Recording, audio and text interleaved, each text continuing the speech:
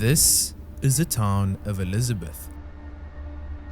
What seems like an ordinary city in the heart of New Jersey actually has a dark secret.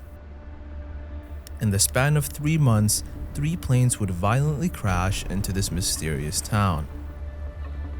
Something that appeared to be statistically impossible, yet still happened. So, why did so many planes crash in this place? And why do people think it's cursed?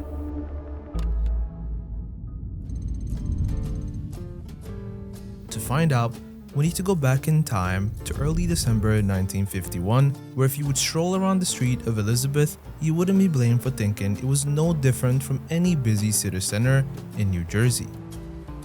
A state known for being one of the most bustling hubs of East Coast.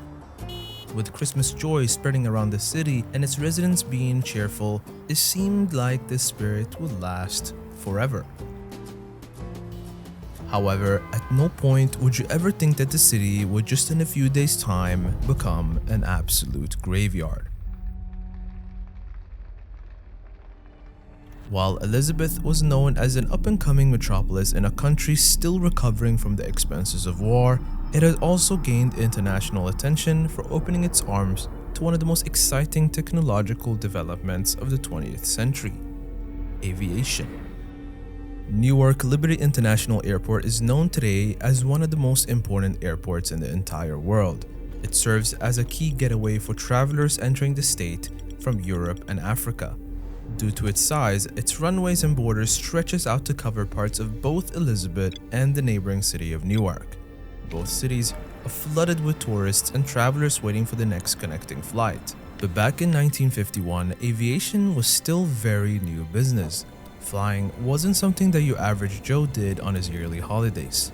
Pilots were inexperienced, and worst of all, the safety protocols airports stick to today weren't in place yet. Overall, it's safe to say that those in charge had a more relaxed approach to air travel. Taking a plane was as easy as hopping on the bus.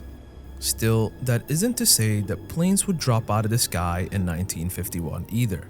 Crashes were relatively rare. December 15th seemed to be no different, as the residents of Elizabeth carried on with their daily routines like any other day, hanging up Christmas lights and preparing for the holidays. But little did they know the city had been cursed, because the worst days of their lives were right around the corner.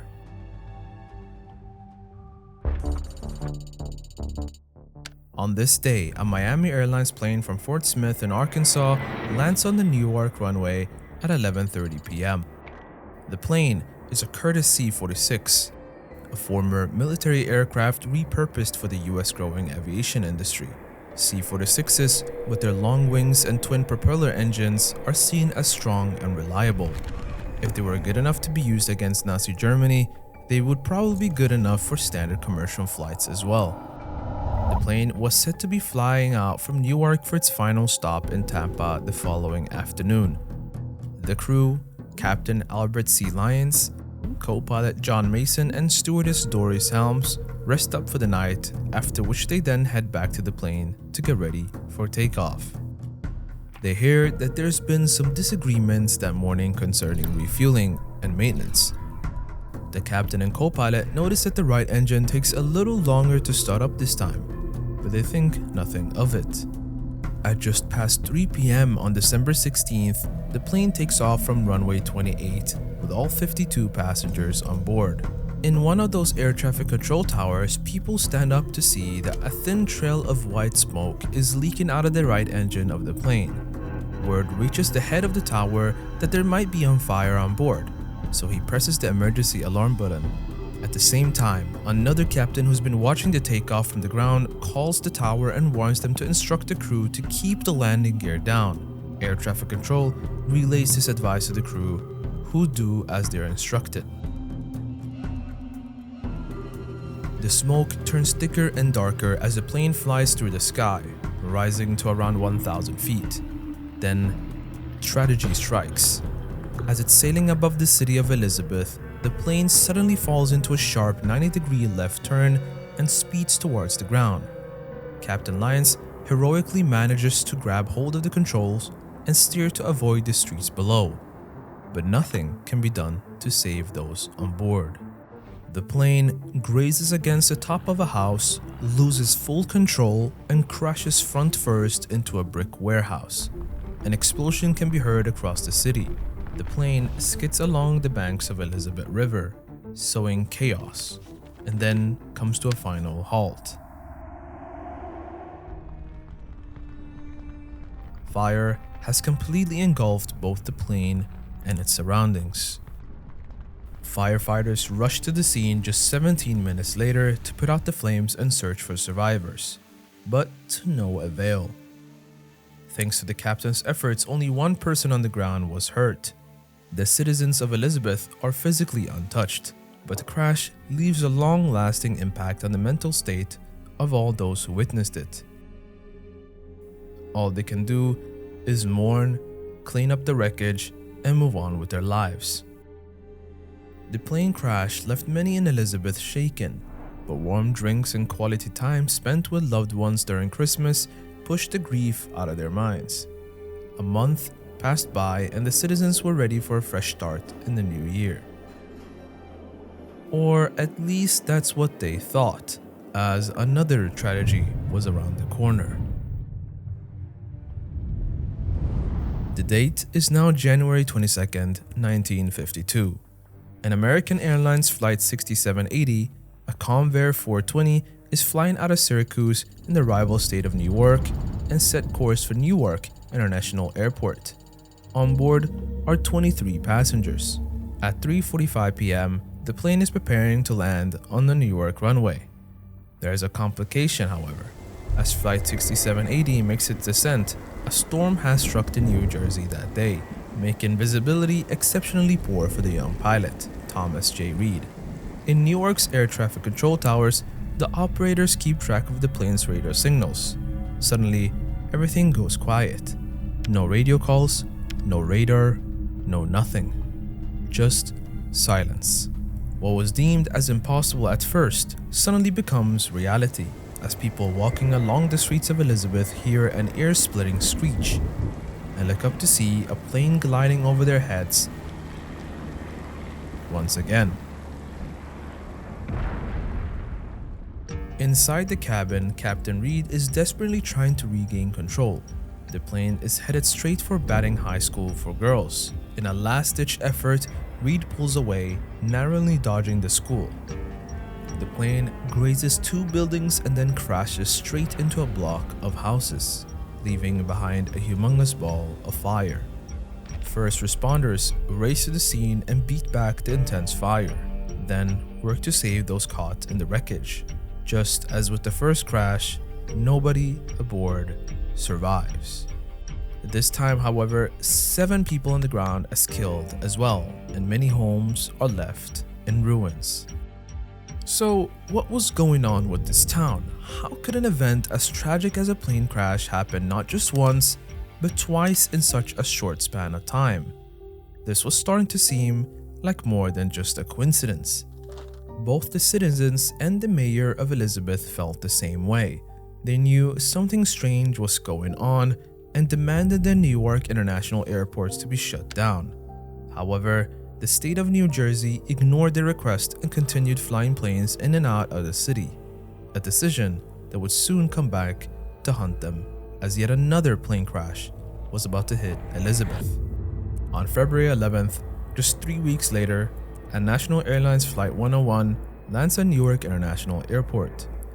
The plane is a 4-engine propeller-driven Douglas DC-6 and is captained by W.G. Foster. It has already been quite a journey for those on board, and arriving in dead of night at 11:30 p.m., everybody seemed pretty tired. They want to get right back on track towards their final destination, Miami.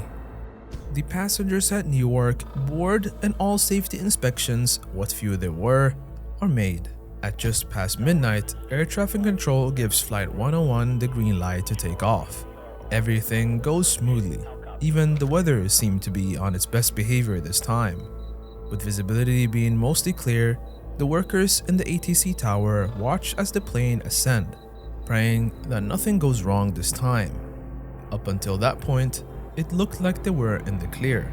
It isn't until the plane crossed the Newark range station that they realized their prayers had fallen on deaf ears.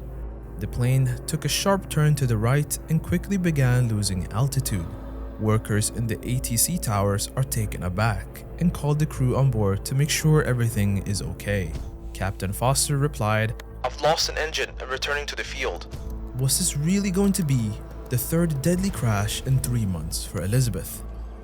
Airport staff rushed to clear all the runways, giving Flight 101 a clear path to safety. It's then that the ATC personnel hear that all engines are gone. When they push Captain Foster to focus on landing back on the airport, the only thing they can hear is, "Can't make it." After that, radio silence. Captain Foster realizes that there's no hope of returning back to Newark Airport in one piece. He goes into the same damage control mode like the pilots before him. He tries his hardest to steer the falling plane away from the city and guides it towards some empty fields, but controls are freezing up. In a last-ditch effort to save these people's lives on board, Captain Foster dumps nearly all of the plane's fuel, hoping that this would reduce the chances of the wreckage bursting into flames. Unfortunately, the plane is headed straight for the worst possible target, the Janet Memorial Home for Orphans. Foster puts all of his might into steering the plane and somehow manages to veer away just in time.